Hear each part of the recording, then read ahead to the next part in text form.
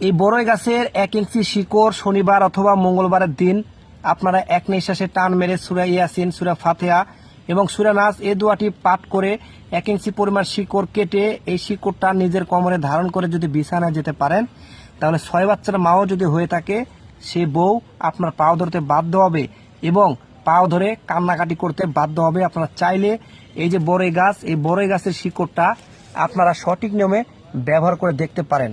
কেননা বিশ্বাসটা হচ্ছে বড় জিনিস। বিশ্বাস যদি থেকে থাকে তাহলে আপনারা এক নিঃশ্বাসে বড়ই গাছের কাছে গিয়ে নিয়ত করে একটান মেরে শিকড়টা তুলে নেবেন। নিয়ে 1 ইঞ্চি পরিমাণ শিকড় কেটে ওই শিকড়টা একটি সাদা সুতাতে বেঁধে আপনারা কি করবেন, সূরা ফাতিহা মানে বিসমিল্লাহ বলে গাছের শিকড়টা তুলে নেবেন। সূরা ফাতিহা, সূরা ইখলাস, সূরা নাস এই 3টি দোয়া পাঠ করে শিকড়ের ভিতরে ফু দিয়ে সেই শিকড়টা কোমরে ধারণ করবেন, করে বিছানায় যাবেন। বিছানায় ঝড় উঠে যাবে।